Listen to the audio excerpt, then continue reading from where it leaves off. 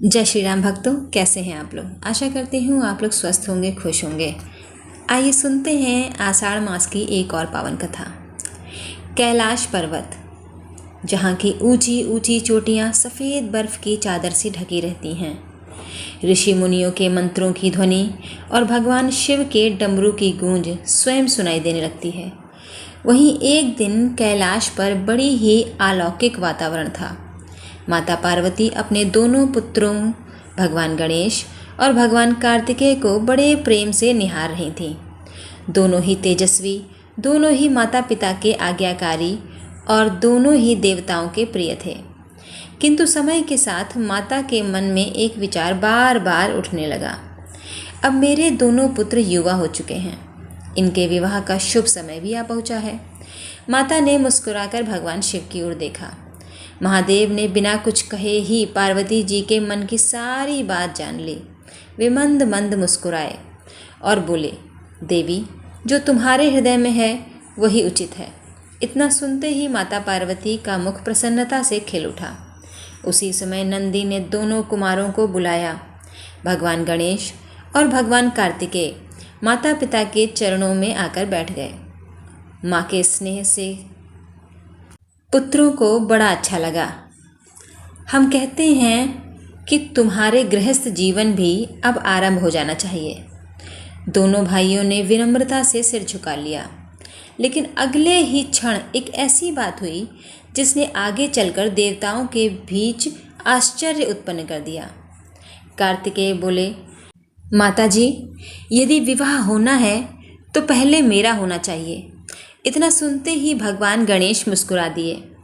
उन्होंने अत्यंत सरल भाव से कहा, भैया, मैं भी तो यही सोच रहा था कि मेरा विवाह पहले होना चाहिए था। कुछ क्षण के लिए वहाँ मौन सा छा गया। माता पार्वती दोनों पुत्रों को देखती रहीं। उधर देवगण भी एक दूसरे का मुख देखने लगे। अब समस्या यह थी कि दोनों में बड़ा कौन है, कौन पहले विवाह करे। यदि एक का विवाह पहले कर दिया जाए तो दूसरे के मन में दुख उत्पन्न हो सकता है। महादेव ने आंखें बंद करके ध्यान लगाया। फिर उन्होंने धीरे से कहा, इसका निर्णय किसी पक्षपात से नहीं होगा। दोनों पुत्र एक साथ बोले, तो फिर कैसे होगा पिताजी। भगवान शिव बोले, जो पहले संपूर्ण पृथ्वी की परिक्रमा करके वापस आएगा उसी का विवाह सबसे पहले होगा। यह सुनते ही भगवान कार्तिकेय के चेहरे पर आत्मविश्वास आ गया। उनका वाहन तो वेगवान मयूर था। उन्होंने मन ही मन सोचा, भैया गणेश का वाहन तो एक छोटा सा मूषक है, वह मुझसे पहले कैसे लौट पाएंगे। उधर भगवान गणेश शांत बैठे रहे। उन्होंने कोई प्रतिक्रिया नहीं दी। भक्तों, यही तो गणपति जी की विशेषता है। वे जल्दबाजी नहीं करते, वे पहले सोचते हैं फिर निर्णय लेते हैं। कार्तिकेय जी ने तुरंत माता पिता के चरण स्पर्श किए। आशीर्वाद दीजिए महादेव। महादेव ने हाथ उठाकर कहा, विजयी भवा। क्षण भर में मयूर आकाश की ओर उड़ चला। पूरा कैलाश उनकी गति देखकर चकित रह गया। देवगण बोले, अब तो निश्चित ही कार्तिकेय जी सबसे पहले लौटेंगे। लेकिन इधर भगवान गणेश अभी भी शांत बैठे थे। मूषक राज भी उन्हें आश्चर्य से देख रहे थे। उन्होंने धीरे से पूछा, प्रभु, हम कब चलेंगे। भगवान गणेश मुस्कुराए, अभी नहीं। लेकिन प्रभु, तब तक तो गणेश जी बोले, हर प्रतियोगिता केवल गति से नहीं जीती जाती, बुद्धि से भी जीती जाती है। यह सुनकर मूषक राज भी मौन रहे। उसी समय माता पार्वती ने स्नेह से पूछा, पुत्र, तुम चिंतित तो नहीं। भगवान गणेश ने बड़े विनम्र स्वर में उत्तर दिया, माँ, यदि आपका और पिताजी का आशीर्वाद मेरे साथ है तो मुझे किसी बात की चिंता नहीं। माता ने उनके मस्तक पर हाथ फेर दिया। लेकिन भक्तों, यहाँ एक ऐसा रहस्य छिपा था जिसे बहुत कम लोग जानते हैं। क्या सचमुच भगवान गणेश ने पृथ्वी की परिक्रमा नहीं की, या उन्होंने ऐसा कोई मार्ग चुना जो स्वयं वेदों का सार था। उधर भगवान कार्तिकेय पर्वतों, नदियों, समुद्रों और वन उपवनों को पार करते हुए तेज गति से आगे बढ़ते जा रहे थे। देवता उनकी वीरता देखकर प्रसन्न हो रहे थे।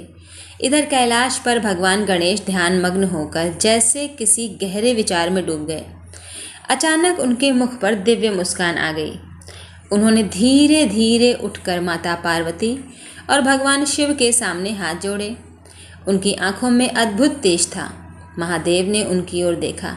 ऐसा लगा जैसे पिता पहले से ही जान रहे हों कि गणेश के मन में क्या चल रहा है। और यही वह क्षण था जहाँ से इस दिव्य कथा का सबसे अद्भुत रहस्य प्रकट होने वाला था। भक्तों, भगवान गणेश ने अत्यंत विनम्रता से अपने दोनों हाथ जोड़कर माता पार्वती और भगवान शिव के चरणों की ओर दृष्टि झुका दी। कैलाश पर उपस्थित सभी देवता, ऋषि, सिद्ध, गंधर्व और नंदी यह देखने लगे कि अब गणपति जी क्या करेंगे। कुछ क्षणों तक वहाँ गहरा मौन छाया रहा। फिर गणेश जी ने धीरे धीरे अपने माता पिता की परिक्रमा करनी प्रारंभ कर दी। 1, 2, 3 कुल 7 बार उन्होंने भगवान शिव, माता पार्वती की परिक्रमा की। देवताओं के बीच कानाफूसी होने लगी। ये क्या कर रहे हैं गणपति जी? प्रतियोगिता तो पृथ्वी की परिक्रमा की थी। क्या इन्हें प्रतियोगिता का नियम समझ में नहीं आया? मूषक राज भी कुछ क्षण तक चकित रह गए। उन्होंने धीरे से पूछा, प्रभु, क्या हम पृथ्वी की परिक्रमा नहीं करेंगे? भगवान गणेश ने मुस्कुराकर उत्तर दिया, मूषक राज, जिसने माता पिता के चरणों में संपूर्ण ब्रह्मांड को पहचान लिया, उसे और कहाँ जाना शेष रह जाता है। उनके शब्द सुनते ही वातावरण जैसे गंभीर हो गया। भगवान शिव और माता पार्वती जी के नेत्रों में वात्सल्य छलक उठा। गणेश जी ने दोनों के सामने दंडवत प्रणाम किया और अत्यंत विनम्र स्वर में बोले, पिताजी, शास्त्रों में कहा गया है कि माता पिता ही समस्त तीर्थों का सार हैं। उनके चरणों में समस्त लोक, समस्त देवता और संपूर्ण पृथ्वी का निवास है। अतः मैंने आपकी 7 बार परिक्रमा करके संपूर्ण पृथ्वी ही नहीं, संपूर्ण सृष्टि की परिक्रमा कर ली है। इतना सुनते ही वहाँ उपस्थित ऋषि मुनियों के मुख से एक साथ निकला, सत्यम सत्यम, यही सनातन धर्म का सिद्धांत है। महर्षि नारद जी, जो उसी समय कैलाश पर उपस्थित थे, अपनी वीणा बजाते हुए बोले, नारायण नारायण। बुद्धि का यही तो वैभव है। बल जहाँ समाप्त हो जाता है वहाँ ज्ञान मार्ग दिखाता है। देवताओं ने भगवान शिव की ओर देखा। अब निर्णय उन्हीं को ही करना था। महादेव ने गंभीर स्वर में कहा, गणेश, तुमने केवल प्रतियोगिता ही नहीं जीती, बल्कि संसार को धर्म का मर्म भी समझा दिया। माता पार्वती ने प्रेम से कहा, आज प्रत्येक पुत्र को यह सीख मिलनी चाहिए कि माता पिता का सम्मान किसी भी तीर्थ यात्रा से बढ़कर है।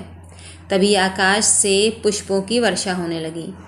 यह प्रसंग, जिसे शिव पुराण और ब्रह्म वैवर्त पुराण की परंपरा में अत्यंत आदर से स्मरण किया जाता है, यह केवल प्रतियोगिता नहीं थी, बल्कि धर्म के गढ़ रहस्य का उद्घाटन था।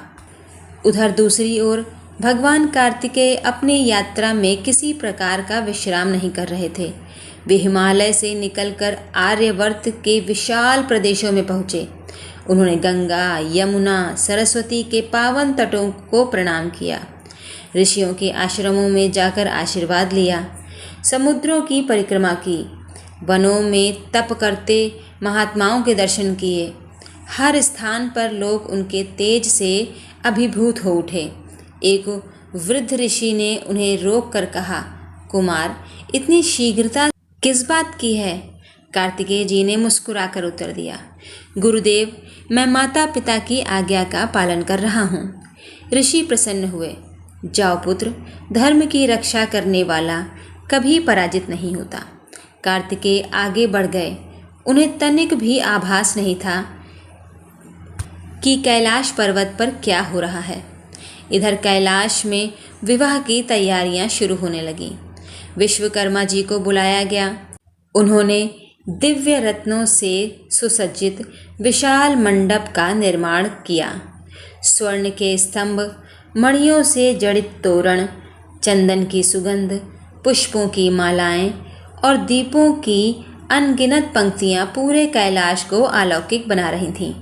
नंदी अत्यंत प्रसन्न होकर सभी व्यवस्थाओं में लगे थे। भृंगी गणों को निर्देश दे रहे थे। देवंगनाएं मंगल गीत का अभ्यास कर रही थीं। किंतु तभी एक देवता ने विनम्रता से प्रश्न किया, भगवान, विवाह तो निश्चित हो गया, परंतु वधू कौन होगी? यह प्रश्न सुनते ही सभी एक दूसरे का मुख देखने लगे। सचमुच अब तक तो किसी ने इस विषय में विचार ही नहीं किया था। माता पार्वती ने भगवान शिव की ओर देखा। महादेव कुछ क्षण ध्यान में लीन हो गए। ऐसा प्रतीत हो रहा था कि मानो वे केवल किसी कन्या का चयन नहीं कर रहे थे, बल्कि भविष्य के धर्म चक्र की एक महत्वपूर्ण कड़ी को स्थापित करने जा रहे थे। ठीक उसी समय ब्रह्मलोक भी एक अद्भुत घटना घट रही थी। प्रजापति विश्रूप गहन चिंतन में बैठे थे। उनकी 2 कन्याएं थीं, दोनों ही असाधारण तेजस्विनी, दोनों वेदों में पारंगत, दोनों तप, सेवा, विनम्रता और धर्म में अद्वितीय। बड़ी कन्या का नाम था सिद्धि और छोटी कन्या का नाम था बुद्धि। बचपन से ही दोनों भगवान गणेश की महिमा सुनती आई थीं। जब भी ऋषिगण गणपति जी की स्तुति करते, दोनों अत्यंत श्रद्धा से सुनती। सिद्धि एक दिन अपनी बहन से बोली, बहन, क्या तुमने कभी सोचा है कि समस्त देवता जिनका प्रथम पूजन करते हैं वे कितने विलक्षण होंगे? बुद्धि मुस्कुराई, दीदी, जो स्वयं विघ्नों का नाश करते हैं उनके समीप अहंकार टिक ही नहीं सकता। दोनों बहनों के मन में गणपति जी के लिए गहरा आदर था, किंतु यह भी नहीं जानती थीं कि स्वयं भाग्य उनके जीवन को किस दिशा में ले जाने वाला है। उधर कैलाश पर महर्षि नारद पुनः उपस्थित हुए। उनकी वीणा की मधुर ध्वनि वातावरण में गूंज रही थी। उन्होंने भगवान शिव को प्रणाम किया और बोले, महादेव, यदि आज्ञा हो तो एक सुझाव प्रस्तुत करूं? महादेव जी मुस्कुराए, देवर्षि, आपके सुझाव में भी ईश्वर की प्रेरणा होती है, कहिए नारद जी। नारद जी बोले, प्रजापति विश्रूप की 2 पुत्रियां सिद्धि और बुद्धि संपूर्ण गुणों से युक्त हैं। यदि उनका विवाह गणपति जी से हो जाता तो केवल एक पारिवारिक संबंध नहीं होगा, बल्कि धर्म का ऐसा संदेश होगा कि जहाँ गणेश होंगे वहाँ सिद्धि भी होंगी और बुद्धि भी। यह सुनते ही माता पार्वती के मुख पर प्रसन्नता झलक उठी। महादेव ने भी सहमति में सिर हिला दिया, किंतु भक्तों, इस प्रस्ताव की सूचना अभी तक प्रजापति विश्वरूप तक नहीं पहुंची थी। और उससे भी बड़ी बात, भगवान कार्तिकेय अभी भी अपनी परिक्रमा पूर्ण करने में लगे हुए थे। जब वे लौटेंगे और कैलाश में यह सब देखेंगे, तब उनके हृदय में कैसी भावना उठेगी? क्या वे इस निर्णय को सहजता से स्वीकार करेंगे? उधर कैलाश में महादेव ने देवर्षि नारद को प्रजापति विश्वरूप के पास भेजा। नारद जी अपनी वीणा बजाते हुए ब्रह्मलोक पहुँचे। नारायण नारायण। प्रजापति विश्वरूप ने उठकर उनका आदरपूर्वक स्वागत किया। देवर्षि, आज आपके चरण मेरे घर पे पड़े हैं, अवश्य कोई मंगल समाचार होगा। नारद जी मुस्कुराए, प्रजापति, सचमुच आज अत्यंत शुभ समाचार लेकर मैं आया हूँ। स्वयं भगवान शिव और माता पार्वती ने आपकी दोनों कन्याओं सिद्धि और बुद्धि के लिए एक दिव्य वर का चयन किया है। विश्वरूप ने उत्सुकता होकर पूछा, वह परम भाग्यशाली कौन है? नारद बोले, स्वयं विघ्नहर्ता प्रथम पूज्य श्री गणेश। यह सुनते ही विश्वरूप की आंखें श्रद्धा से भर आईं। उन्होंने हाथ जोड़कर आकाश की ओर देखा। आज मेरा कुल धन्य हो गया, इससे बड़ा सौभाग्य और क्या होगा। इतने में सिद्धि और बुद्धि भी वहां आ पहुंची। पिता ने स्नेह से कहा, पुत्रियों, भगवान गणेश के साथ तुम्हारे विवाह का प्रस्ताव स्वयं कैलाश से आया है। दोनों बहन और मन ही मन बहुत प्रसन्न हुई। विश्वरूप जी ने उसी समय विवाह का प्रस्ताव स्वीकार कर लिया। जब वह समाचार कैलाश पहुंचा, तब वहां आनंद की लहर दौड़ गई। देवताओं को निमंत्रण भेजे जाने लगे। ब्रह्मा जी, भगवान विष्णु, माता लक्ष्मी, माता सरस्वती, इंद्र, सप्तऋषि, गंधर्व, यक्ष, किन्नर सभी को आमंत्रित किया गया। विघ्नहर्ता ने विवाह मंडप को और भी दिव्य रूप देना प्रारंभ कर दिया। कैलाश के प्रत्येक मार्ग पर पुष्प बिछाए गए, घंटियों की मधुर ध्वनि और वैदिक मंत्रों का उच्चारण वातावरण को अत्यधिक पवित्र बना रहा था। विवाह का शुभ मुहूर्त निकट आया। भगवान गणेश का अलौकिक श्रृंगार किया गया। उनके मस्तक पर दिव्य मुकुट सुशोभित था, गले में रत्नमालाएं थीं, हाथों में शुभ प्रतीक सुशोभित थे। मूषक राज भी आज अत्यंत प्रसन्न दिखाई दे रहे थे। माता पार्वती ने अपने पुत्र को देखकर भावुक स्वर में कहा, पुत्र, आज तुम्हें देखकर मेरा हृदय भर आया है। गणेश जी ने माता के चरण स्पर्श किए। माँ, आपका आशीर्वाद ही मेरा सबसे बड़ा आभूषण है। भगवान शिव ने पुत्र को अपने हृदय से लगा लिया। उस क्षण कैलाश का प्रत्येक जीव भाव विभोर हो गया। इधर प्रजापति विश्वरूप अपनी दोनों कन्याओं को लेकर कैलाश पहुँचे। सिद्धि और बुद्धि अत्यंत साधारण किंतु दिव्य आभा से युक्त वस्त्रों में थीं। उनके मुख पर विनम्रता, संयम और भक्ति स्पष्ट दिखाई दे रही थी। जब माता पार्वती ने दोनों को देखा तो वे प्रसन्न होकर बोली, आज से तुम केवल मेरी पुत्रवधू नहीं, मेरे पुत्रियों के समान हो। दोनों ने झुककर माता के चरण स्पर्श किए। वैदिक रीति से विवाह का शुभारंभ हुआ। ब्रह्मा जी ने वैदिक मंत्रों का उच्चारण किया। भगवान विष्णु साक्षी बने। देवगुरु बृहस्पति ने शुभ आशीर्वाद दिया। अग्निदेव को साक्षी मानकर भगवान गणेश ने सिद्धि और बुद्धि के साथ सप्तपदी ग्रहण की। जैसे ही सप्तपदी पूर्ण हुई, आकाश से दिव्य पुष्पों की वर्षा होने लगी। देवताओं ने जय श्री गणेश का घोष किया। गंधर्वों ने मंगल गान गाए। अप्सराएं आनंदित होकर नाचने लगीं। भक्तों, इस विवाह का अर्थ केवल एक पारिवारिक संबंध नहीं था, यह सनातन धर्म का एक गहन संदेश था। जहाँ गणेश हैं वहाँ बुद्धि भी रहती है, जहाँ गणेश हैं वहाँ सिद्धि भी अपने आप चली आती है। इसलिए आज भी किसी भी शुभ कार्य के प्रारंभ में सबसे पहले भगवान गणेश का ही स्मरण किया जाता है। समय बीतता गया। कुछ समय बाद भगवान गणेश के यहाँ 2 दिव्य पुत्रों का जन्म हुआ। सिद्धि से क्षेम और बुद्धि से लाभ उत्पन्न हुए। इसी कारण आज भी अनेक स्थानों पर गणेश जी के साथ शुभ लाभ का पूजन भी किया जाता है। किंतु भक्तों, कथा अभी यहाँ समाप्त नहीं होती। उसी समय दूर आकाश में एक तेजस्वी मयूर तीव्र गति से कैलाश की ओर बढ़ रहा था। उस पर विराजमान थे भगवान कार्तिकेय। उनके मुख पर विजय का तेज था। वे यह सोचकर प्रसन्न थे कि अब माता पिता उनका स्वागत करेंगे। लेकिन जैसे ही वे कैलाश के समीप पहुँचे, उन्हें दूर से शंख, नगाड़ों, वैदिक मंत्रों और मंगल गीतों की ध्वनि सुनाई देने लगी। उन्होंने आश्चर्य से स्वयं से कहा, कैलाश में यह उत्सव कैसा? कुछ ही क्षणों बाद उनकी दृष्टि उस मंडप पर पड़ी जहाँ भगवान गणेश विवाह के बाद आशीर्वाद ग्रहण कर रहे थे। कार्तिकेय का मयूर वहीं ठिठक गया। उनके चेहरे की मुस्कान पल भर में विलीन हो गई। वे स्तब्ध होकर उसी दृश्य को देखते रह गए और कैलाश का वातावरण जो अभी तक आनंद से भरा था, अब एक ऐसे भावनात्मक मोड़ की ओर बढ़ने लगा जो आगे चलकर भगवान कार्तिकेय के जीवन की दिशा ही बदल देने वाला था। समस्त देवताओं की दृष्टि जब भगवान कार्तिकेय पर टिक गई थी, कुछ क्षणों तक कैलाश पर ऐसा मौन छाया मानो स्वयं हिमालय भी स्थिर हो गया हो। भगवान कार्तिकेय धीरे धीरे अपने मयूर से उतरे। उन्होंने भगवान शिव, माता पार्वती और फिर भगवान गणेश की ओर देखा। उनकी आंखों में न क्रोध था न ईर्ष्या, बल्कि गहरा आघात और मौन पीड़ा थी। उन्होंने शांत स्वर में पूछा, पिताजी, क्या मैं परिक्रमा पूरी करके देर से लौटा, इसलिए मेरा विवाह स्थगित कर दिया गया? भगवान शिव कुछ क्षण मौन रहे। माता पार्वती की आंखें भर आईं।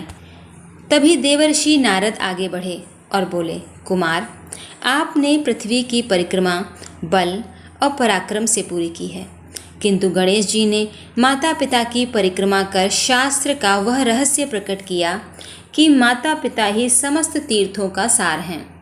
उसी आधार पर महादेव ने उन्हें विजेता घोषित किया। कार्तिकेय ने सब कुछ शांत भाव से सुना। उन्होंने अपने बड़े भाई गणेश की ओर देखा। भगवान गणेश तुरंत आगे बढ़े। उन्होंने कार्तिकेय का हाथ पकड़कर कहा, भैया, यदि मेरे कारण आपके मन को थोड़ा सा भी दुख पहुंचा हो तो मुझे क्षमा कर दीजिए। मेरा उद्देश्य आपको पराजित करना कभी नहीं था। कार्तिकेय ने प्रेम से अपने भाई को गले लगा लिया। भैया, तुमने कोई अन्याय नहीं किया, तुमने तो धर्म का मर्म समझाया है। इतना कहते हुए उनकी आंखों से आंसू छलक पड़े। भक्तों, यही तो देवताओं का चरित्र है। जहाँ अहंकार होता है वहाँ संबंध टूटते हैं, और जहाँ धर्म होता है वहाँ मन भी अनेक दुखों को सहने के बाद भी सरल और साफ हो जाता है। भगवान कार्तिकेय ने अपने मन को शांत करने के लिए कुछ समय एकांत में तपस्या करने का निश्चय किया। उन्होंने माता पिता के चरणों को प्रणाम किया। माता पार्वती ने उन्हें गले लगाकर कहा, पुत्र, माँ का आशीर्वाद सदा तुम्हारे साथ रहेगा। भगवान शिव बोले, जहाँ भी धर्म की रक्षा होगी वहाँ तुम्हारा स्मरण अवश्य होगा। कार्तिकेय ने अपने भाई गणेश को प्रणाम किया और मयूर पर बैठकर दक्षिण दिशा की ओर प्रस्थान किया। कार्तिकेय जी के जाने के बाद भगवान गणेश ने अपने माता पिताजी से एक बात कही, पिताजी और माताजी, आज मैंने एक बात और सीखी है। विजय तभी पूर्ण होती है जब उसमें किसी के प्रति अभिमान न हो। भगवान शिव मुस्कुराए, पुत्र, इसी कारण तुम समस्त देवताओं में प्रथम पूज्य कहलाए। माता पार्वती ने सिद्धि और बुद्धि को अपने समीप बैठाया। उन्होंने कहा, आज से तुम केवल गणेश की अर्धांगिनी नहीं, संसार की प्रत्येक गृहस्थी के लिए एक आदर्श हो। यही वजह है कि भगवान गणेश को हर इस शुभ अवसर पर याद किया जाता है और उनके साथ साथ सिद्धि और बुद्धि को भी याद किया जाता है। और उनके पुत्र क्षेम और लाभ यह संदेश देते हैं कि जहाँ समृद्धि और सफलता साथ हो वहाँ जीवन में कल्याण और लाभ अपने आप आने लगते हैं। इसीलिए किसी भी शुभ कार्य की शुरुआत में हम सबसे पहले कहते हैं श्री गणेशाय नमः, क्योंकि गणपति केवल विघ्नों को दूर नहीं करते, वे हमारे भीतर सही सोच का निर्माण भी करते हैं। भक्तों, सत्य कहा गया है, यदि हमारे जीवन में माता पिता का सम्मान, गुरु का आदर, भगवान पर विश्वास और विनम्रता है तो वही सबसे बड़ी सफलता है। बुद्धि बिना सिद्धि अधूरी है और सिद्धि बिना विनम्रता टिक नहीं सकती। इसलिए भगवान गणेश के जीवन का प्रत्येक प्रसंग हमें धर्म, विवेक और प्रेम का मार्ग दिखाता है। ये कथा यहीं समाप्त होती है। आपसे मेरा विनम्र निवेदन है, यदि आपको ये प्रसंग अच्छा लगा हो तो कमेंट सेक्शन में जय श्री राम, जय श्री हरि विष्णु, जय श्री गणेश लिखना मत भूलिएगा। मेरी वीडियो को लाइक करिएगा, शेयर करिएगा, अपने प्रियजनों से साझा अवश्य कीजिएगा। आपके द्वारा दिए गए कमेंट हमारे जीवन में उत्साह का संचार करते हैं, तो प्लीज़ कमेंट करना मत भूलिएगा। तब तक के लिए जय श्री राम।